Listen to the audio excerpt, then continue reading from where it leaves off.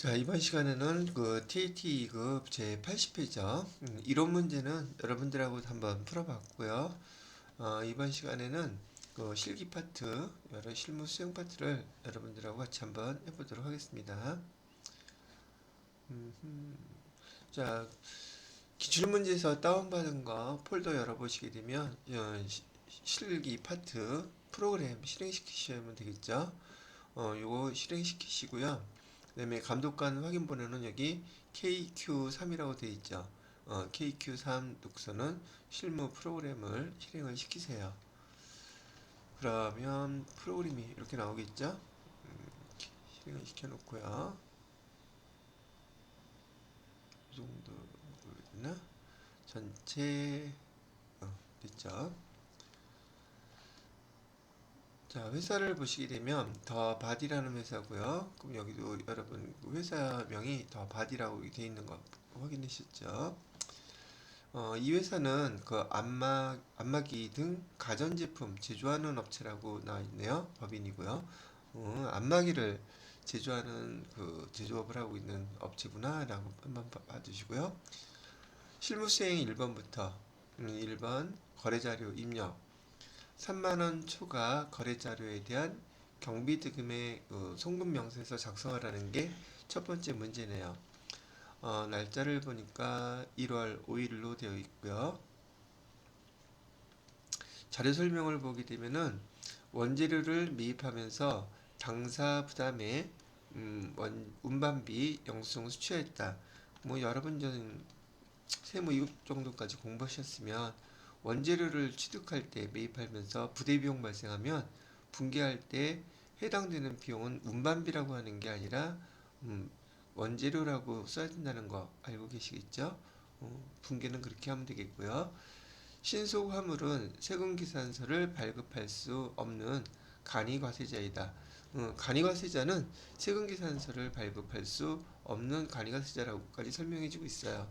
그래도 부가세에서 배우셨던 것처럼 간이과세자가 직전 연도 8천만 원 넘으면은 무조건 세금계산서를 발급할 수 있는 게 아니라 그 고객이라든지 그 사업자가 세금계산서 발급을 요구하면 세금계산서 발급해줘야 된다고 아마 배우셨을 거예요. 자, 운반비는 보통예금 통장에서 이체했다고 나와 있네요. 일단 거래자료 입력하라니까 1월 5일 날짜로 일반 전표 입력에다가 거래자료를 입력을 해보도록 할게요.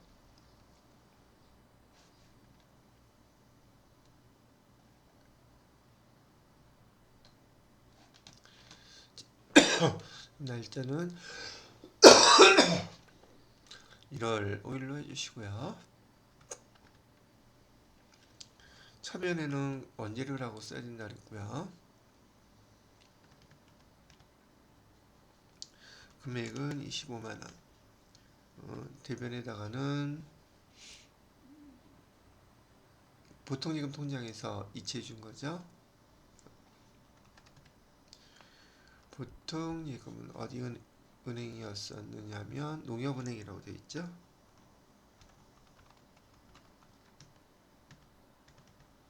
25만원. 자, 그러면 거래자료 입력하시오. 수행과제 1번은 됐고, 그 다음에 2번에 경비 등의 송금명세서 작성하시오 되어 있죠. 단 영수증 수취명세서 작성은 생략해도 괜찮습니다. 영수증 수취명세서 작성은 우리 FAT 1급 시험 문제에서 많이들 다뤄 보셨을 거예요. 기출문제에서.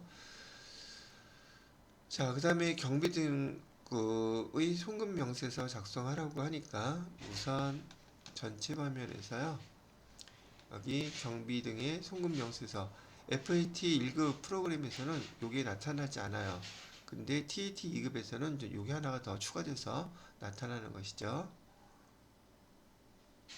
영수증 수취명세서 왜 작성하느냐? 회사에서는요 3만원 이상의 비용을 쓰게 되면은 비용으로서 인정받기 위해서는 적격증빙을 꼭 받으세요 라고 했단 말이죠. 적격증빙은 세금계산서나 그다음에 계산서, 신용카드 매출전표, 현금영수증 등 국세청에서 바로 확인할 수 있는 그런 증빙 자료를 받아야지 비용으로 인정해 주겠습니다 그랬거든요. 그런데 지금 3만 원 이상의 비용을 쓰면서 적격 증빙 영수증을 못 받았다면 그 비용은 인정해 주되 2% 공급 대가에 대한 그 2% 가산세를 갖다가 부과한단 말이죠. 그래서 거기에 해당되는지 안 되는지 판단할 때 그때 영수증 수취명세서를 작성하는 거예요. 규모가 좀 있는 대부분의 법인은 이 영수증 수취명세서 일반 영수증에 대해서는 이 리스트를 그때 다 반영해서 작성을 해놓고 차후에 법인세 낼 때 그 비용에 대해서 인정받기 위해서 2% 가산세를 갖다 물고 비용을 인정받는 그런 상황이 된단 말이죠. 그런데 이 영수증을 받지 않더라도 비용으로 인정해주고 가산세도 없는 그러한 그 거래처가 있어요. 그 거래처는 여기서 이따가 보시게 되면 어, 여기는 이 파트에는 없네요. 이 파트에는 없고 이렇게 그건 좀 이따 지금 보여드릴까요? 여기 영수증 수취명세서에서 보시게 되면 여기 구분이라고 되어 있는데 있죠.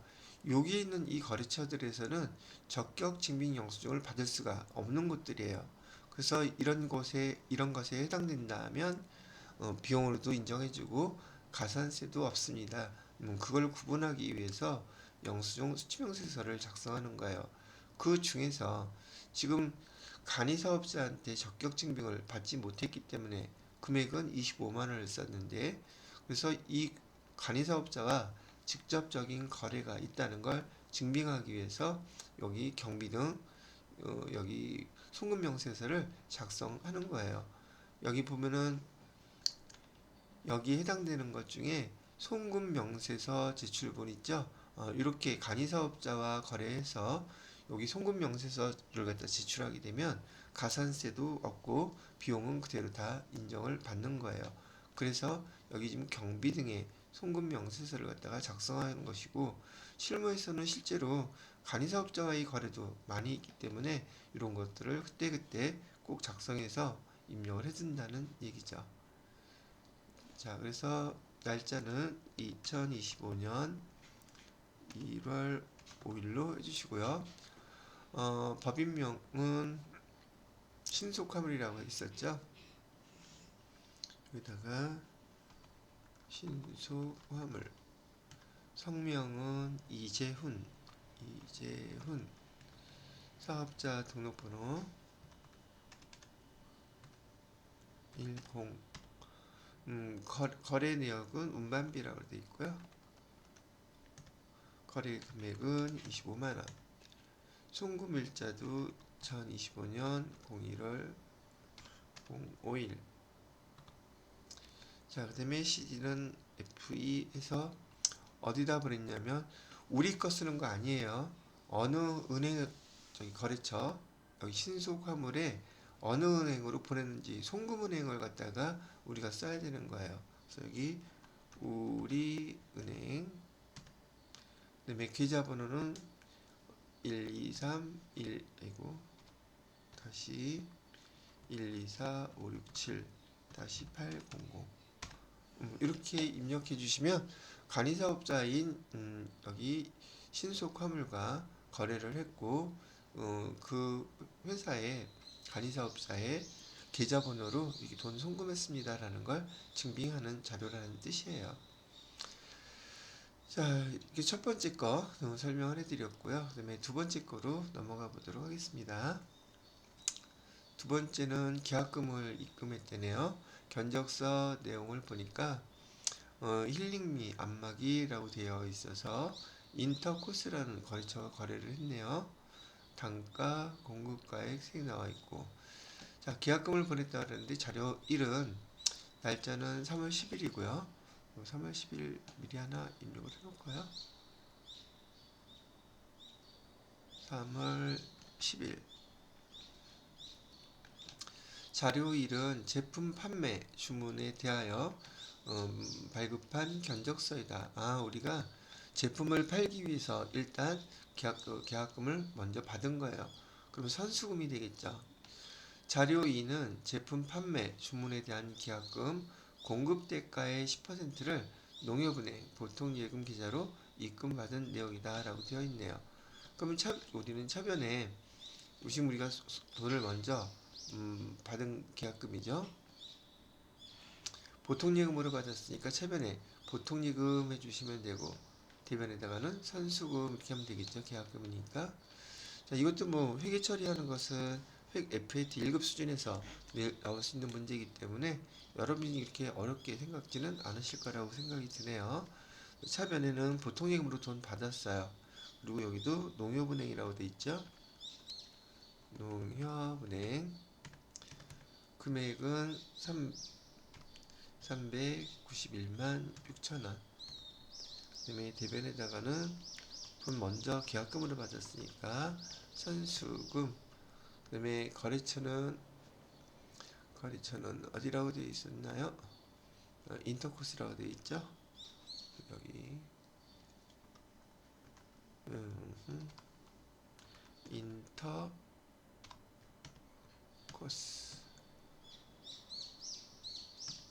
금액은 391만원. 예, 이렇게 입력해 주라는 거래 내용이었었어요. 이렇게 입력해 주시면 된 거고요. 그 다음에 세 번째 문제를 볼게요. 세 번째는 신규 매입 자산의 고정자산 등록이라고 되어 있네요. 업무용 승용차를 구입했어요. 제네시스 GV80 6천만원. 지금 우리가 매입 세금계산서를 받았는데, 매입 세금계산서 받았을 때는 반드시 부가세 유형 51번에 해당되는지 54번 불공에 해당되는지 반드시 구분해야 한다고 말씀을 해드렸었죠. 자, 근데 이게 업무용 승용차가 6천만 원이면 1000cc 넘는 거죠. 그럼 얘는 매입세금계산서 받았음에도 불구하고 매입세 공제 대상이 안 되는 불공사항 54번으로 여러분이 입력하셔야 돼요. 자료 두 번째 거 보니까 업무용 자동차 보험 가입한 내역도 나와 있네요. 2005년부터 2026년 2월 5일까지 됐고요. 자, 내용을 보게 되면 자료 1은 관리부에서 사용할 업무용 승용차 개별 소비세 과세 대상 1000cc 넘죠. 구입하고 발급받은 전자세금계산서라고 되어 있고요. 자료 2는 업무용 수용차 구입에 따른 전용차 자동보험 가입 내역이라고 되어 있고요. 자료 3은 차량 구입 대금과 보험료를 우리은행에서 보통이금 계좌에서 이체 지급한 내역이라고 나와 있어요. 자, 우리가 해야 될 거는 수행 과제죠. 자료 1과 자료 3을 참고해서 매입 매출 자료의 입력부터 먼저 하라고 되어 있네요. 전자세금계산서 관련된 거래는 전자입력으로 처리하라고 나와 있고요. 그럼 순서대로 우리 자료부터 하나씩 입력을 해보도록 할게요. 우선 첫 번째 거 업무용 수용차 구입네요. 얘는 지금 매입 매출 전표에다가 입력을 하셔야 되겠죠. 증빙서류가 적격증명인 세금계산서이므로 매입 매출 전표 입력을 클릭하시고요. 날짜는 2월 5일로 해주세요. 그 다음에 부가세 유형은 지금 매입에서 여기 세금계산서면은 51번, 54번 둘 다 해당될 수 있는데 얘는 불공사항이니까 54번을 선택해 주시고요. 불공 처리하는 내역은 비영업용 소형수용차에 해당되니까 불공이에요 해주시면 되겠습니다. 그 다음에 제네시스 GV80 82가 아니라 80. 자, 수량단가 없고요. 6천만원. 자, 거래처는 현대자동차.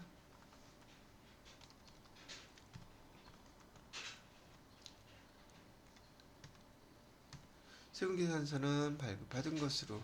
자, 분기는 아직 외상미수금 보통예금으로 내보내줬다 그랬었죠. 아까 다. 그래서 분기는 혼합분기를 해주시고요. 원재료 대신에 얘는 차량 운반구. 매입세 불공 처리했더니 매입세액이 하나도 없죠. 다 여기 포함됐어요. 차량 운반구란에. 그 다음에 대변에다가는 보통예금으로 6,600만원 해주셨고요. 자, 그리고 주의해야 될 거, 여기 그냥 엔터 치고 넘어가게 되면 보통예금 여기 거래처가 현대자동차로 되어 있어요. 요거 주의하셔야 돼요. 엔터 치고 시험 볼 때 보면 정신없이 그냥 넘어가거든요.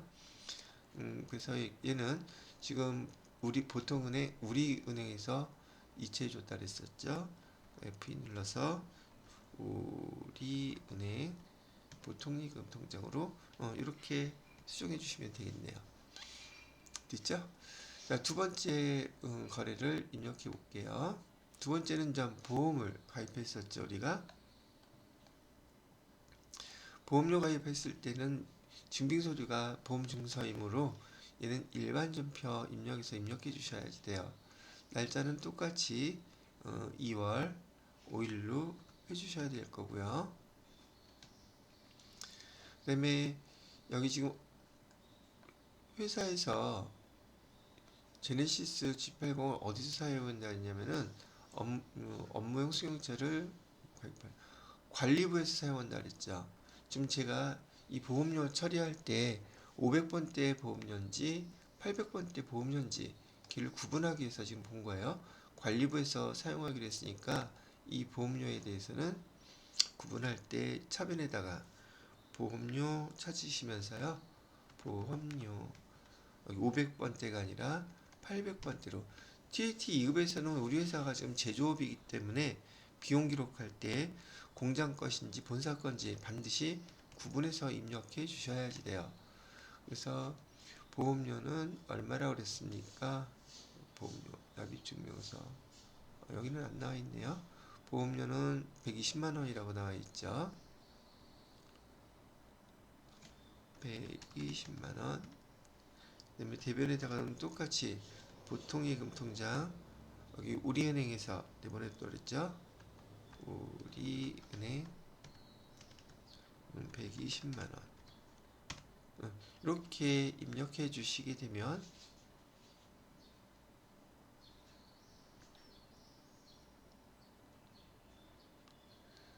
되었고요. 그 다음에 세 번째 자료는 보통예금 통장에서 이체한 거라고 그랬었죠. 자, 일단 여기 자료 1, 2, 3번 참고해서 수행과제에서 하라고 했던 메인 매출 자료 입력, 일반 전표 입력까지 다 마무리가 됐어요. 자, 이번에는 뭘 해주라 그랬냐면 고정자산 등록 메뉴에서 신규 취득한 자산을 등록해 달라고 하네요. 그죠? 고정자산 메뉴에서 전체 메뉴 클릭하셔가지고 여기 고정자산 등록이라고 되어 있죠. 이 자료를 그대로 입력해 주시면 되겠습니다. 자, 고정자산 기존 과목은 차량 운반고였었죠. 제네시스 G80 코드 번호는 1000번으로 입력해 달라고 했고요. 자산명은 똑같이 제네시스 GV80 입력해 달라고 그랬고 취득일자는 2025년 2월 5일. 그 다음에 상각 방법은 정액법이라고 되어 있는데 여기 정률로 되어 있으니까 여기 상각 방법 정률로 되어 있는 걸 밑에서 보시게 되면 정액법은 코드 번호 1번 누르면 정액법으로 이렇게 바뀌죠. 그 다음에 내용 연수는 5년으로 한다고 되어 있고요. 그럼 주어진 자료 다 입력이 끝났네요. 그죠? 이렇게 하게 되면은 우선 금액 여기 올해 단기에 취득한 그 유형자산, 고정자산인 경우에는 기초과액에다가 입력하면 안 되고 여기 신규 취득 증가 여기다가 입력을 해주셔야 돼요. 금액은 6,600만 원이었죠. 6,600만 원으로 이렇게 입력을 해주시게 되면 됐고요. 800번대 이것도 확인이 됐죠. 1,210만 원 됐네요. 자, 이렇게 하면 두 번째 우리 수행과제 고정자산 등록 메뉴에서 신규 취득한 자산 등록하시오. 이거 그대로 다 반영을 했어요. 자, 그 다음에 세 번째 거 수행과제를 보면 자료 1과 2를 참고해서 업무용 수용차 등록 메뉴에서 신규 취득한 업무용 수용차 등록해달라고 얘기를 하고 있네요. 그러면 그렇게 했고요. 전체 메뉴에서요. 여기 어디가 있냐.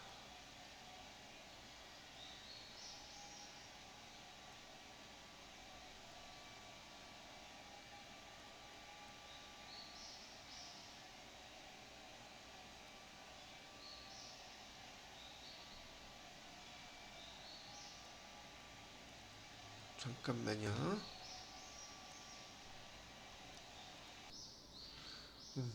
금방 눈에 안 띄어서. 업무용 수용차 등록 여기 있죠? 이거 등록해달라는 얘기요. 얘도 마찬가지로 여러분 FAT 1급 프로그램에서는 없는 것이었었죠. 여기다 회사에서는 이렇게 고정자산을 취득하게 되면 고정자산을 먼저 등록하고 그다음에 그 운행 기록을 갖다가 우리가 기록 유지하기 위해서 업무용 수용차도 실제로 이렇게 등록을 해서 나중에 법인세 계산할 때 이 업무용 수용차에 대한 일지도 같이 다 제출을 해야 되거든요. 그래서 이걸 꼭 작성을 하셔야 된답니다. 그래서 F2 눌러가지고요. F2는 없고요. 여기 코드 번호 지금 차량 번호라고 되어 있죠. 여기 코드 번호를 3100번으로 등록해 달라고 하니까 3100번으로 그다음에 315 5678 그다음에 차종은 제네시스 GV80. 자, 회사는 명의급은 회사에서 샀다 그랬고 오케이 사용할 거고요. 자, 여기 클릭하신 다음에 여기 보시게 되면 기초 주행 누적거리라고 나와 있죠. 그죠? 그 다음에 고정자산 코드 여기 빨간색으로 되어 있는 거 물음표 눌러 보시면 우리가 고정자산에서 제네시스 등록해 놓은 거 있죠. 요거 그대로 반영해서 쓰시면 돼요. 그럼 앞에서 입력했던 자료가 그대로 이렇게 입력이 된단 말이죠. 그 다음에 여기 기초 주행 누적거리라고 되어 있죠. 여기서 15km라고 입력해 주시면 돼요. 그 다음에 여기 아까 보험 가입했잖아요. 보험 가입한 거 보험 기간도 입력을 해달래요. 보험 기간도 여기 날짜를 보시게 되면 2025년 2월 5일부터 2026년 2월 5일까지 이렇게 입력을 했죠. 그래서 이 문제는 앞에 업무용 수용차와 관련돼서 취득, 보험 가입에 해당되는 것들을 연결적으로 한번 여러분들한테 알려주려고 문제를 낸 것이라고 보면 되겠네요. 그래서 이제 업무용 수용차 등록을 했어요. 그래서 여기 수행과제 세 번째 것까지 마무리가 됐고요.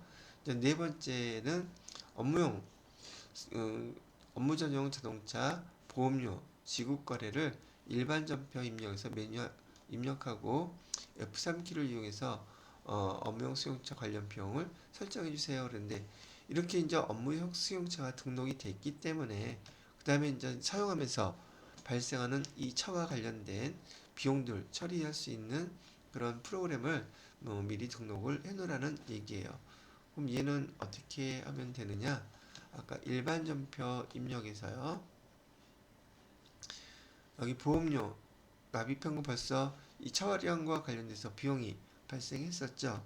여기다가 F3 이렇게 눌러보시게 되면 업무용 수용차라고 나와 있어요. F3 눌러서 그 다음에 업무용 수용차 등록을 해줘야 되니까 제네시스에 관련된 거였죠. 이거 순차적으로 이렇게 업무용 수용차를 등록해줘야지만이 얘를 생성시킬 수가 있거든요. 이렇게 해주시고요. 지금 보험료 나와 있었죠. 지금 어느 부서에서 사용하는지 그거는 나와 있지 않네요. 그죠? 일단은 이렇게 해가지고서는 제네시스 업무용 승차로 등록된 것에 대해서 여기 보험료가 됐던 여기 클릭해서 보시게 되면 앞으로 이 차량과 관련돼서 발생하는 비용들은 이렇게 F3 보험료 처리하면서 항상 이렇게 관리를 같이 해주셔야 된다는 얘기가 되겠습니다. 아시겠죠? 그럼 여기 정렬원에도 이 보험료 어디 들어갔다고 표시가 이렇게 되죠. 이렇게 관리하는 겁니다. 자, 여기까지 해서 지금 우리 몇 번 문제였어요? 3번 문제에 관련된 거 고정자산 등록 문제를 취득부터 보험료 가입, 고정자산 등록, 업무용 수용차 등록, 그 다음에 비용관리 하는 여기까지 작성이 완료가 됐다는 것이죠. 자, 여기까지 해서 첫 번째 실무 수행에 관련된 일반 기초 자료 입력이었나요? 거래 자료 입력을 마무리하고 잠깐 쉬었다가 두 번째 관리 파트죠. 두 번째 파트는 부가가치세 관리 파트를 여러분들하고 같이 또 한번 해보도록 하겠습니다.